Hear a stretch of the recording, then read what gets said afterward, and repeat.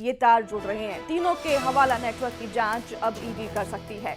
राज कुशवाहा के मोबाइल से हवाला के कई ऐसे सुराग मिले थे जिसके बाद शक की सुई अब हवाला कारोबार पर भी हो गई है, जिसपे अब ईडी का शिकंजा कसता नजर आ रहा है। गोविंद के रिश्तेदार जितेंद्र रघुवंशी के खातों की भी जांच हो सकती है, क्योंकि जब जांच पड़ताल हो रही थी तब जितेंद्र रघुवंशी के नाम से 4 अकाउंट बरामद हुए थे पुलिस को, और ये अकाउंट का संचालन सोनम कर रही थी अपने फोन से। सोनम के फोन से कई ऐसे ट्रांजैक्शन मिले यूपीआई आईडी से, जिसमें जितेंद्र रघुवंशी के खाते जुड़े हुए थे। मिथिलेश गुप्ता हमारे साथ इंदौर से लाइव जुड़ गए हैं। मिथिलेश, अब इस पूरे कांड में ईडी की एंट्री होगी तो मतलब सोनम रघुवंशी के घर वालों के लिए मुश्किलें बढ़ती नजर आ रही हैं।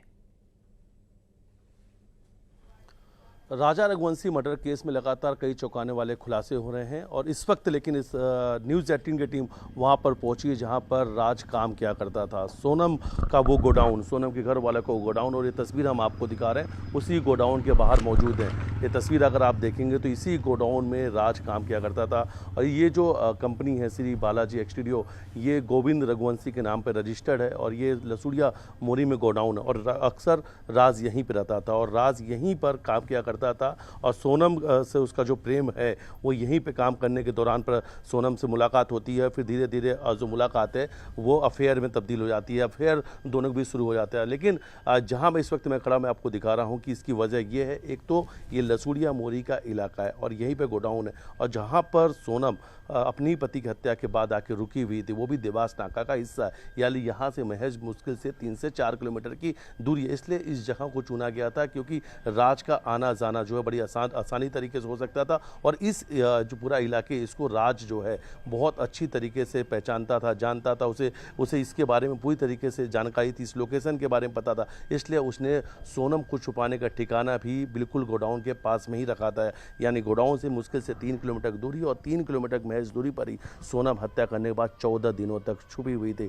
देवास नाका के पास में हीराबाग कॉलोनी है, वहाँ पर एक नई बिल्डिंग है, नई बिल्डिंग का काम चल रहा था, अधिकांश फ्लैट बनकर तैयार हो गए थे, लेकिन उस वक्त वहाँ पे इंटीरियर डिजाइन का काम चल रहा था। अचानक से विशाल पहुँचता है। विशाल ने कहा कि मकान मालिक से विवाद हो गया और हमें तत्काल में एक फ्लैट किराए पे चाहिए और 2 महीने का एडवांस, 1 महीने की रनिंग 51,000 रुपये तत्काल मकान मालिक को दे भी देता है। यानी सोनम को छुपाने के लिए जिस फ्लैट का इस्तेमाल किया गया तो उसमें पहली जो राशि दी गई थी वो 51,000 रुपये की थी। और विशाल जो राज का सबसे खास दोस्त है, विशाल उर्फ विक्की चौहान, उसने ही उस किराए पर उस फ्लैट को लिया था और 51,000 रुपये विशाल ने दिया था। और ये भी बात सामने आ रही है कि जब विशाल फ्लैट लेने के लिए पहुंचा था तो राज भी उसके साथ मौजूद था। लेकिन ठीक है, बड़ी खबर सामने आ रही है। मिथिलेश, बहुत धन्यवाद आपका तमाम जानकारी साझा करने के लिए। इंदौर से ये बड़ी खबर आपको बता दें, राजा रघुवंशी हत्याकांड से जुड़ी एक और खबर।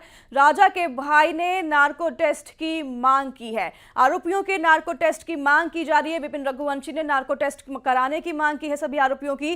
राज और सोनम के बार बार बयान बदलने की वजह से नार्को टेस्ट की मांग की जा रही है। विपिन रघुवंशी ने नार्को टेस्ट कराने की इन आरोपियों की मांग की है। खास तौर पर सोनम और राज कुशवाहा के नार्को टेस्ट कराने की मांग विपिन रघुवंशी की तरफ से उठी है और विपिन रघुवंशी ने यह भी कहा है कि साजिश में और लोग शामिल हो सकते हैं। ये शक जताया है विपिन रघुवंशी ने।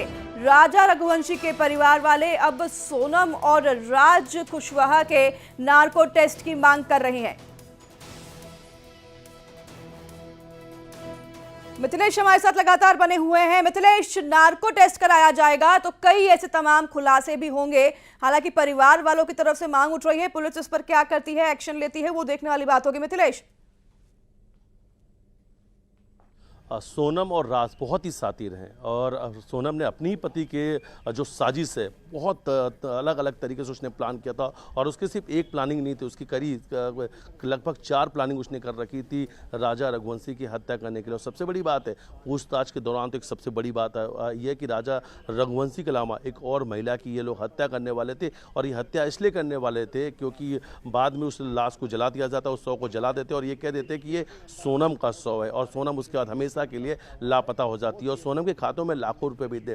प्लानिंग पहले से थी और राज का हवाला कनेक्शन कनेक्शन सामने आ चुका है। सोनम, गोविंद, राज, ये सभी जो हैं हवाला नेटवर्क से जुड़े हुए तभी तक की ये बात सामने आ रही है, इसलिए इसमें बहुत जल्द ईडी की एंट्री हो सकती है। और दूसरी तरफ एक फ़ोन कॉल आता है बनारस से, जिसमें एक लड़की कहती है कि वो सोनम को जानती है, उसने सोनम को देखा है और सोनम के बारे में कुछ जानकारी देके फ़ोन काट देती है। फिर एक और वीडियो सामने आ चुका है जिसमें एक लड़की भी उस पूरे हत्याकांड से जुड़ी हुई हो सकती है, ऐसा परिवार का दावा है। इसलिए उनके भाई का कहना है कि अब इस पूरे मामले में सोनम और राज का नार्को टेस्ट भी कराना चाहिए। कई ऐसे राज हैं जिसे अभी सोनम और राज ने छुपा रखे हैं। नार्को टेस्ट के बाद कई और भी आरोपियों के नाम सामने आ सकते हैं। इस पूरे हत्याकांड में कोई और कौन कौन और लोग शामिल हैं, उनके नाम भी सामने आ सकते हैं। और कहीं ना कहीं अब सोनम के परिवार पर राजा रघुवंशी के परिवार वालों का शक गहराता ही जा रहा है। उनके परिवार की ये मांग है कि अब इन दोनों आरोपियों की नार्को टेस्ट भी कराना चाहिए। फिलहाल इस वक्त मैं उसी गोडाउन के बाहर मौजूद हूँ जहाँ पर राज काम किया करता था। ये वही गोडाउन है जहाँ पर राज रहता था और इसी गोडाउन में बैठे बैठे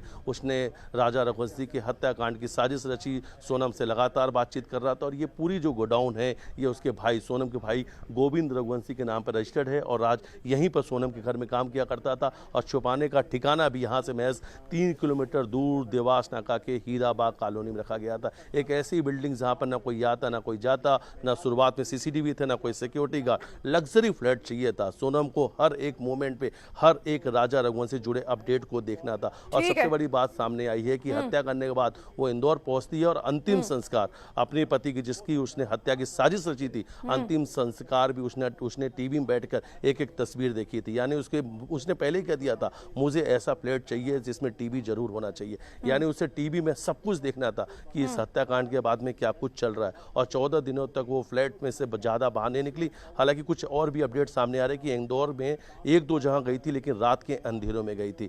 लेकिन प्लानिंग बहुत अच्छी कर रखी थी। और इन सभी सुविधाओं की अरेंजमेंट कर रहा था उसका लवर राज कुशवाहा। बहुत धन्यवाद आपका तमाम जानकारी साझा करने के लिए मिथिलेश। जैसे हमने आपको बताया